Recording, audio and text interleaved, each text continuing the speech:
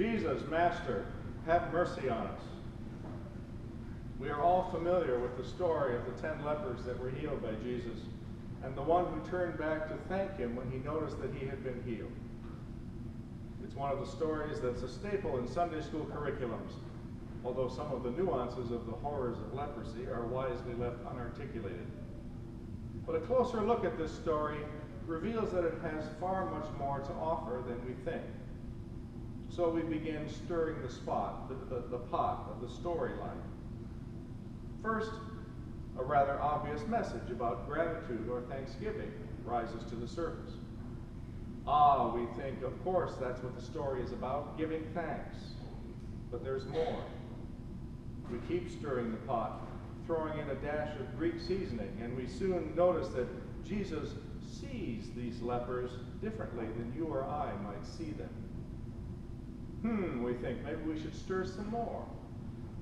And just as a bandage begins to wind around our wooden spoon, we notice that one leper who turned back to thank Jesus was a Samaritan. This could be more significant than we are inclined to think it is. And could it possibly be important that 1 out of 10 turned back to give thanks in this season of reviewing our giving to the church? I wonder if Jesus had any expectations of these lepers. We assume that he did, but we read our own assumptions into what is actually done and what is actually said in the meeting of Jesus and the 10 lepers. We think that we know what it's all about. I doubt that we are capable of thinking of everything. Is it reasonable to think that all 10 lepers should have turned back to thank Jesus in the same way, or is there something more afoot here? This is a story that begins with marginalization. Nobody in the world is more marginalized than a leper. The disease is horrific if it gets to the stages where it cannot be treated any longer. Skin deteriorates, hair falls out, body mass is lost, limbs, small and large, begin to be lost altogether. Faces disintegrate and organs fail. And all the time, not only is it frightening, both for the person who has the disease and for those around him or her who do not want to catch it, but there is the stench of dead and dying flesh that can never be covered up. So from the beginning of time, lepers were unclean, forced to remain separate from even those that they loved. Once diagnosed, their relationships ceased to exist, and they were forced to make new friends among those who suffered exactly the way they did. Lepers were forced earlier than most people to make friends with death. Jesus had an eye for lepers. He had an eye for all marginalized people. His mission, after all, was to restore to God the entire human race, the entire created order, which, oddly enough, had been marginalized through its own foolish bad choices, and now stood no chance of being reunited with its loving Creator unless somebody, like the Christ of God, would do something about it. So healing some of the lepers so that they could rejoin the human race was just one small act that represented a microcosm of what Jesus' life was all about. The God we hear about in our psalm this morning is a God who offers hope in spite of circumstances, because he is not bound by location. God sees us and knows us, and he is with us even when we are in dark places, even when we are oppressed. He delivers us when we dwell in the midst of slavery, even if that slavery is of our own choosing. The slavery and oppression of deadly disease was not something the 10 lepers in our story today had chosen. It just happened to them. They were victims. And so when they heard what Jesus could do, they had sought him out. That's pretty natural, but they had to keep their distance. And from a distance, they cried out, "Jesus, Master, have mercy on us." Then Jesus saw them. Do you know that in many parts of Africa, the standard greeting when two men meet in passing is, I see you. This means more than just hello or hey, how's it going? It means I see you. I acknowledge you. I know who you are. I know your family. I know about your life. You are a complete person to be reckoned with. You can't fool me. I have a fix on what you're all about. Now tell me what's going on in your life. Jesus saw these lepers. You know, I think half the problem we have knowing what to do about homeless people comes from the fact that we don't see them. They can be right in front of us. They can pass us on the sidewalk, but we don't see them. At least we don't really see them. But this is not the case with Jesus. Now, most of the time when the gospel talks about seeing, it uses a simple word that means simply looking, noticing something with the eyes. Blepo is the word in Greek. But this is not the word that is used in the sentence that tells us, when he saw them, he said to them, go and show yourselves to the priest. No. He saw them. Like our African native greeting, the word used here means that he saw into their hearts and souls, that he knew who they were on the inside, and he understood them. It is this kind of God who seeks us out and draws us into relationship with himself. He sees us deeply and understands. He understands us through and through. He knows why our lives are the way they are.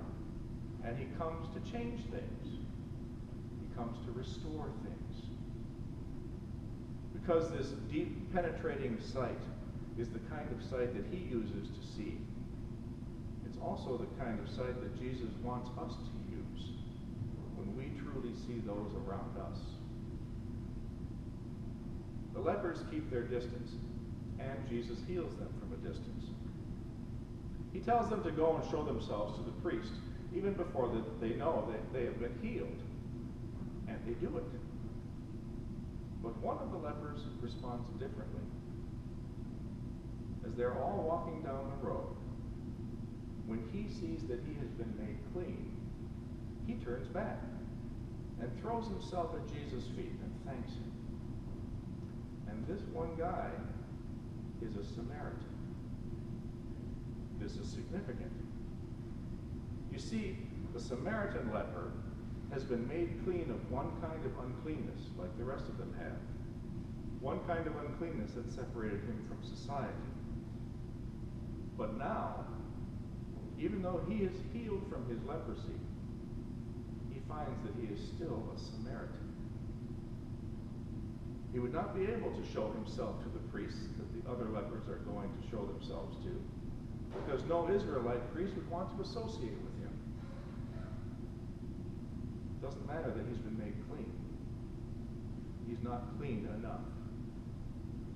Jesus is the only priest that this Samaritan can think of to show himself to. His provider, his healer, has become his priest, and he recognizes this. Another layer of meaning that's thrown into this story is the overlap between healing and salvation, and a similar overlap between faith and gratitude or thanksgiving. You see, to be healed is to be saved, and to be saved is to be healed. We don't necessarily think of it that way today, but it's true. In purely medical terms, in Jesus' time, if you suffered from a serious disease, it was almost always fatal. So to be healed of a disease was to get your life back. It was to be saved. The lepers in today's story certainly knew that. Their entire lives had been altered by their disease, and now they had gotten their lives back. They could once again live normally and be a part of society. They were saved. Parallel to this truth, an expression of thanksgiving to God was inherently an expression of faith. To walk in an attitude of thankfulness was to walk in faith. We who celebrate Eucharist every time we come together know this very well. To celebrate Eucharist is to give thanks. That's what Eucharist means. And the reason we give thanks is that God provides for us salvation, our healing. Not just physical healing, but our healing in the big picture. Jesus can say to the Samaritan leper that his faith, his thanksgiving, has made him well, has saved him. Because in knowing enough to turn and to give thanks, the leper reorients his life. He doesn't just go on about his own business, but he turns around to face the God of his salvation and to be in relationship with him, face to face. Giving thanks puts us in relationship and keeps us there. We don't just drop off a gift and shout thanks as we run the other way. No, we make giving thanks a way of life. It's a constant expression of our faith in response to God's faithfulness. What is our faith response to God, though? How do we participate in giving thanks? In realizing that because we have been healed, because we have been saved, we need to swing around and reorient ourselves to face our Savior. How do we do it? Well, we give of ourselves because we are members of Him who is self-giving. Stewardship is not even an issue for people who are thankful. And we who understand just how profound the salvation is for which we are giving thanks shouldn't even think about it. We throw ourselves at Jesus' feet and we give thanks. We can do nothing else. We were lepers. We were worse than lepers because we had chosen to be that way. But He saw us. He sees us. He sees into us. And He offers us a healing that we so desperately need. We don't owe Him an offering. We don't owe Him a tenth of all we have. No. We owe Him